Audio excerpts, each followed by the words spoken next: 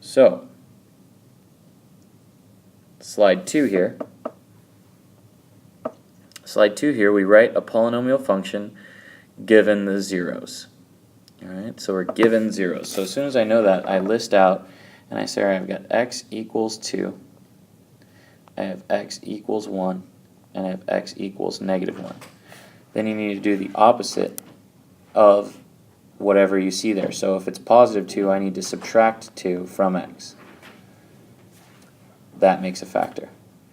Positive 1, so I have x minus 1 as a factor. And negative 1, so x plus 1 is also a factor. And then we're going to FOIL. These two create a polynomial of x squared minus 1. They would FOIL and create a difference of two squares. So if you actually FOILed it out, it'd say x squared minus x plus x minus 1, and your x's disappear. Okay, just so you know. I'm going to erase that though, so I have some more room. Alright, cool. Then we have to take and multiply that times x minus 2. So x times x squared is x cubed. X times negative 1 is negative x. Negative 2 times x squared is negative 2x squared. And negative 2 times negative 1 makes plus 2. So I'm going to rewrite this in standard form now. X cubed minus 2x squared minus x plus 2. And there you have your function. Okay? Same thing over here, except I've been given an imaginary 0, 2 plus 3i. Those come in pairs. Its buddy, or partner, is going to be 2 minus 3i. We call it the conjugate, because they are conjugates of each other. Their addition and subtractions are opposite. Alright, and then we have 5. So the same thing occurs, except when you have imaginary zeros, we already know that they're going to multiply together to give you x squared plus bx plus c. Okay? Well, b is going to be the addition of those two guys. So times a negative. So it's negative 1 times, I think we called this S1 and S2. So we have S1 and S2. Okay? So S1 plus S2. Or in this case, 2 plus 3i plus a 2 minus 3i is going to leave you with negative 4. Alright? If you add these two together. Let me point that out. So these two guys.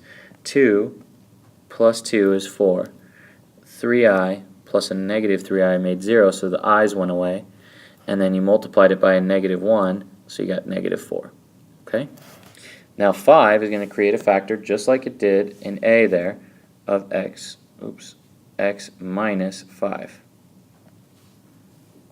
And now we need to multiply that by whatever this becomes. Well, we found B, but we need to find C. C is going to be the multiplication of those two guys, or the FOIL. 2 plus 3i times 2 minus 3i.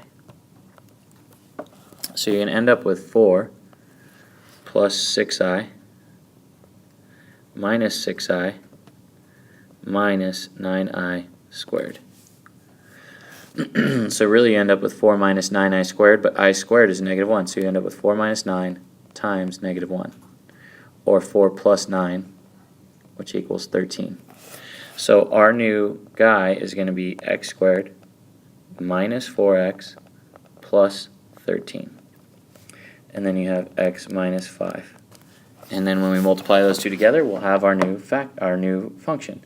X times x squared is x cubed. X times negative 4x is negative 4x squared. X times 13 is plus 13x. Okay?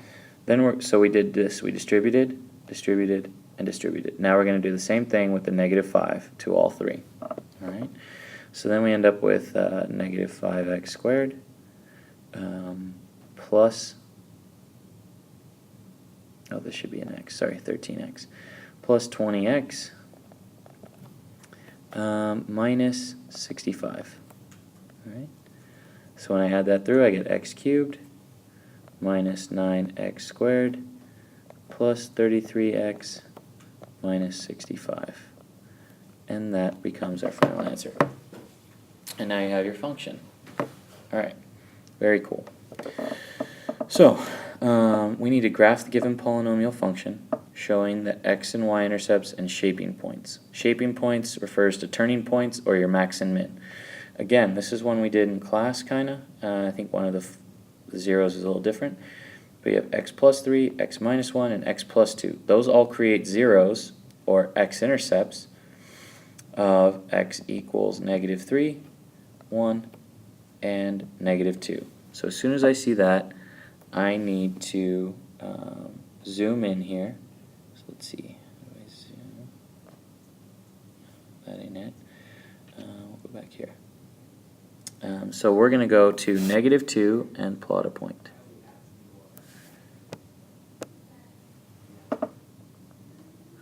So at negative 2, I put my 0. Then at 1, I'm going to put my 0. Then at negative 3, I'm also going to put a 0. So that's where our zeros lie. I also know that because it has 3 factors, and the symbol up front here is not negative, that this is a positive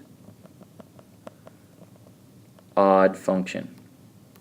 So it should look something like that. Okay, so I know it's going to shoot up there and shoot down there. That's just generally how the shape works.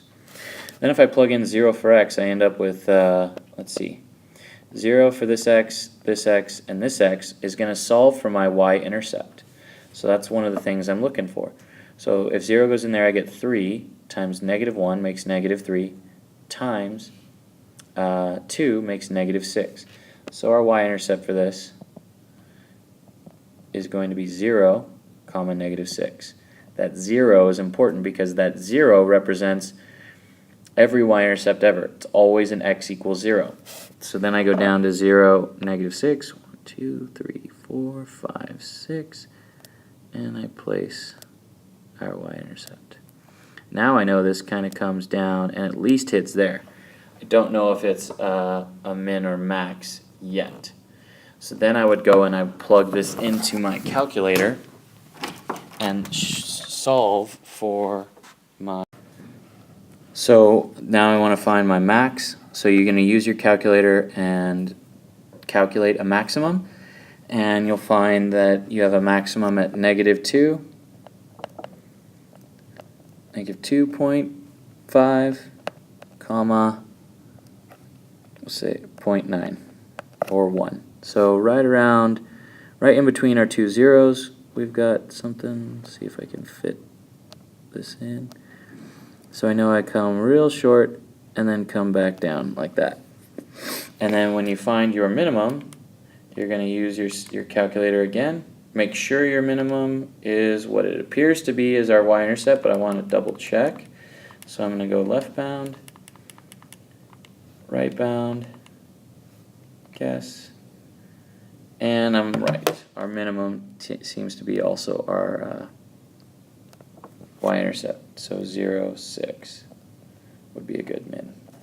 Okay, and I would have given all of the information I need. All right. If you change the value, or like let's say you want to make every y value 2 or 3, then you would change delta y equals 3, and let's say you wanted to change the x, then say delta x equals something. Mine are both 1, so I'm going to leave it as is. But you got to let me know if you're going to change something. Okay.